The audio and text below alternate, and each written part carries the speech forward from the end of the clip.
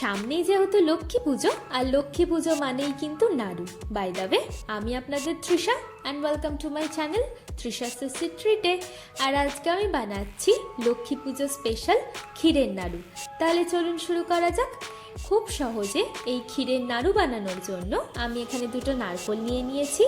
এবার নারকেল দুটোকে ফাটিয়ে আমি কুড়ে নেব। দেখুন নারকেল কোড়াটা কিন্তু একদম রেডি।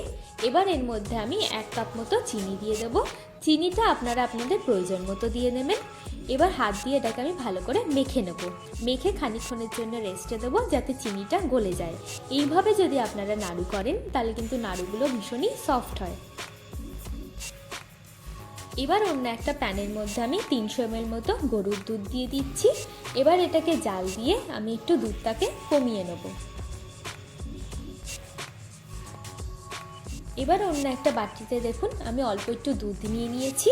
এবার এর মধ্যে আমি 2 চামচ মতো গুঁড়ো দুধ দিয়ে দেব। দিয়ে এটাকে আমি খুব ভালো করে মিশিয়ে নেব।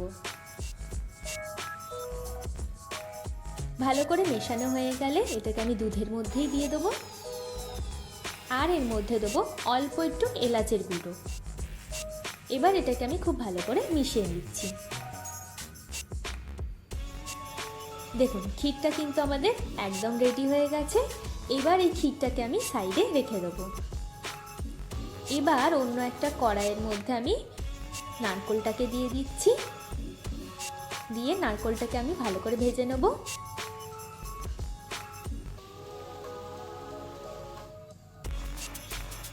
দেখুন নারকেলে কিন্তু হালকা একটা পাক মতো এসেই গেছে।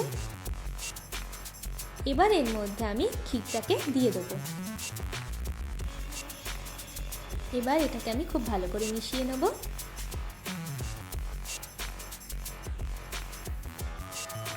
দেখুন নারকেলটা কিন্তু আমাদের একদম রেডি হয়ে গেছে। আর এটা কিন্তু কড়াটা ছেড়েও দিচ্ছে। এবার এটাকে আমি হালকা একটু ঠান্ডা করে নেব। এবার অল্প অল্প করে নারকেলটা নিয়ে হাত দিয়ে এইভাবে গোল করে নিলেই কিন্তু আমাদের ক্ষীরের নাড়ু একদম রেডি হয়ে যাবে। এইভাবে আমি প্রত্যেকটা নাড়ু বানিয়ে নেব। দেখুন আমাদের প্রত্যেকটা নাড়ু বানানো হয়ে গেছে। চলুন এবার এই ক্ষীরের নাড়ুগুলোকে সার্ভ করা যাক। আমার ভিডিওটি যদি আপনাদের ভালো লেগে থাকে তাহলে প্লিজ একটি লাইক করবেন, প্রচুর প্রচুর শেয়ার করবেন। আর এরকম আরও ভিডিও পেতে আমার চ্যানেলটিকে সাবস্ক্রাইব করবেন। টাটা।